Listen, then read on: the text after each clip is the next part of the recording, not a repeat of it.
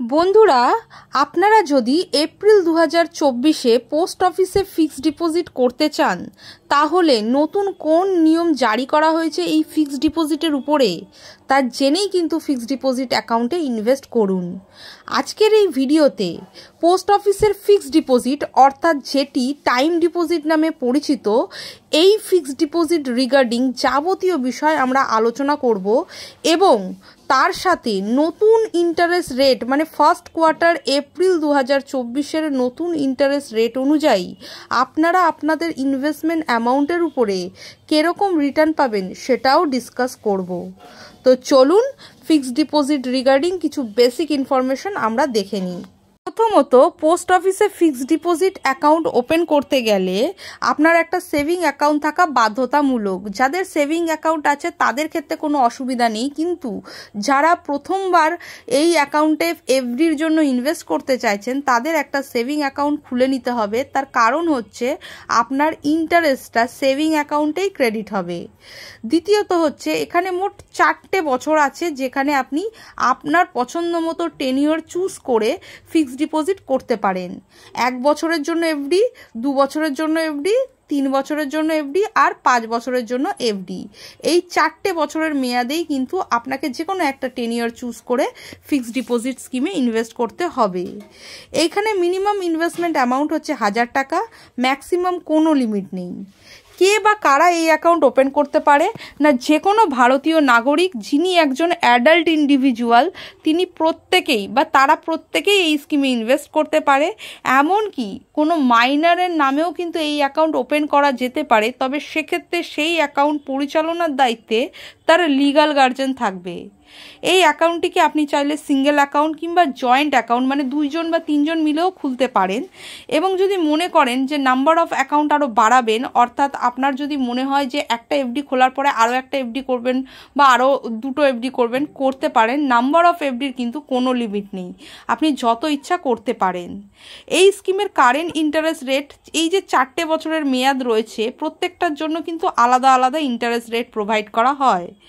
1 বছরের current interest rate মানে April 2024 থেকে 30শে জুন 2024 পর্যন্ত 1 বছরের এফডির জন্য 6.9% ইন্টারেস্ট প্রোভাইড করা হবে।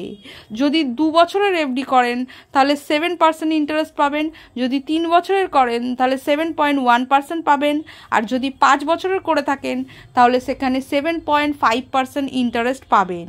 আর মনে রাখবেন এখানে যে ইন্টারেস্টটা প্রোভাইড করা হয় জেনারেল সিটিজেন আলাদা বা সিনিয়র সিটিজেন আলাদা পাবে তা কিন্তু নয়, এখানে কোনো ভেদভাব করা হয় না, দুজনের জন্য same interest post office provide করে থাকে।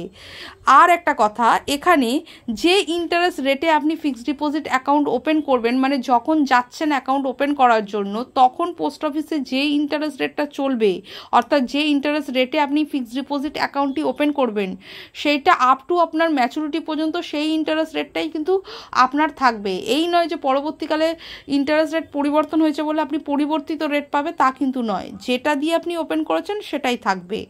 পোস্ট অফিসের ফিক্সড ডিপোজিট স্কিমে আপনারা যে 4 বছরের মেয়াদ পান, প্রথম 1 বছর, 2 বছর আর 3 বছরের ক্ষেত্রে কিন্তু ট্যাক্সের কোনো বেনিফিট আপনারা পাবেন না, কিন্তু 5 বছরের এফডিটা হচ্ছে ট্যাক্স বেনিফিট স্কিম।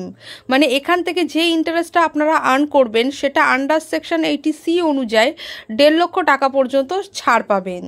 পোস্ট অফিসের এই স্কিমে কিন্তু প্রি ম্যাচিওর ক্লোজার অ্যাভেলেবেল রয়েছে, অর্থাৎ আপনারা যদি মনে করেন যে সময়ের আগে অ্যাকাউন্টটিকে ক্লোজ করে দেবেন অতি অবশ্যই পারবেন, তবে 1 বছর, 2 বছর, 3 বছরের এফডির ক্ষেত্রে প্রথম 6 মাস কিন্তু প্রি ম্যাচিওর ক্লোজার অ্যাভেলেবেল নয়, অর্থাৎ পারমিশন দেওয়া হয় না অ্যাকাউন্টটিকে বন্ধ করার জন্য।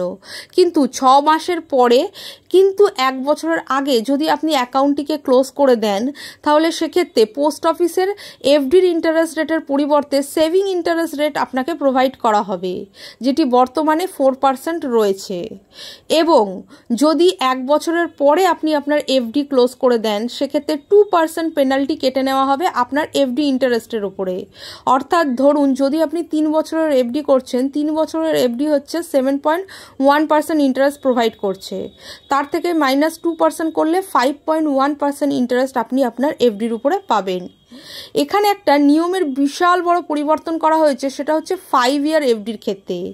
যেহেতু এখানে ট্যাক্সের বেনিফিট পাওয়া যায়, সেহেতু এই স্কিমটি আপনার 4 বছর কম্পালসারি কন্টিনিউ করতে হবে, তারপরে কিন্তু প্রিম্যাচিওর ক্লোজার অ্যাভেলেবেল রয়েছে।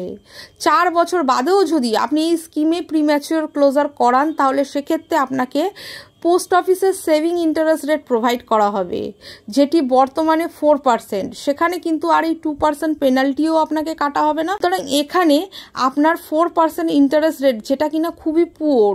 সুতরাং পোস্ট অফিসের 5 ইয়ারের এফডিতে ইনভেস্ট করতে গেলে অতি অবশ্যই ভেবে ইনভেস্ট করবেন যে আপনি পুরো টার্ম জুড়ে এই স্কিমটিকে কন্টিনিউ করতে পারবেন কি না।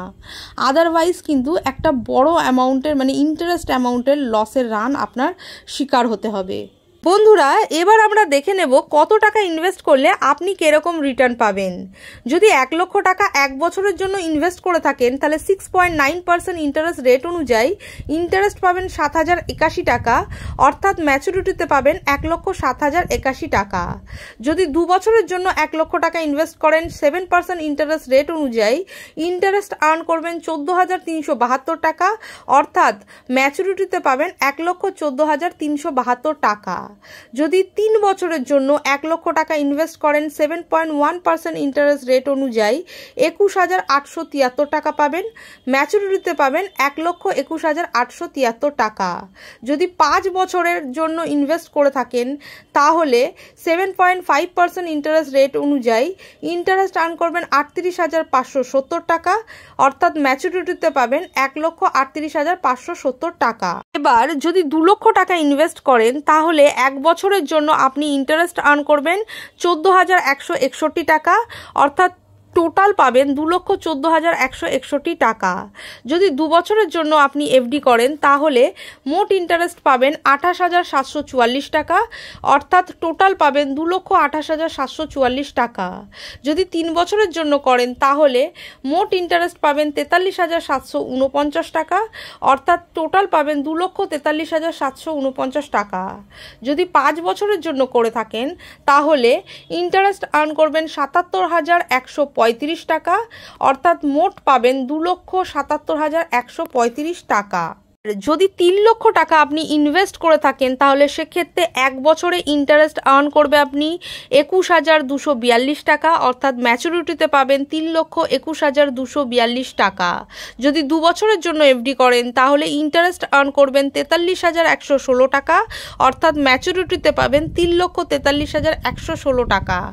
যদি 3 বছরের জন্য এফডি করে থাকেন, তাহলে মোট ইন্টারেস্ট আর্ন করবে 65,622 টাকা, অর্থাৎ ম্যাচুরিটিতে পাবেন 3,65,622 টাকা। যদি 5 বছরের জন্য এফডি করে থাকেন, তাহলে মোট ইন্টারেস্ট আর্ন করবেন 1,15,705 টাকা, মানে টোটাল আর্ন করবেন 4,15,705 টাকা।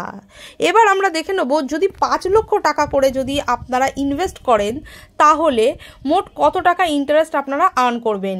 যদি সেটা 1 বছরের জন্য ইনভেস্ট করে থাকেন, তাহলে ইন্টারেস্ট আর্ন করবেন 35,403 টাকা, অর্থাৎ ম্যাচুরিটিতে পাবেন 5,35,403 টাকা।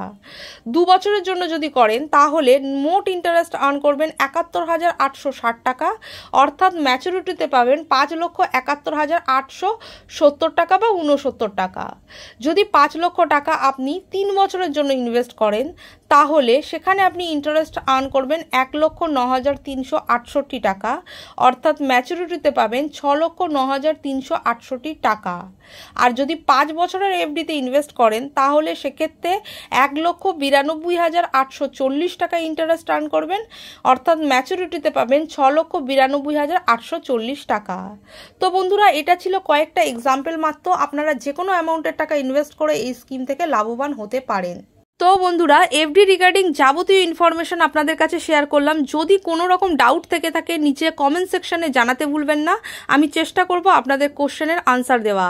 আই হোপ ভিডিওটি আপনাদের ভালো লেগেছে। যদি ভালো লেগে থাকে, লাইক, শেয়ার, সাবস্ক্রাইব করতে ভুলবেন না। Thank you for watching.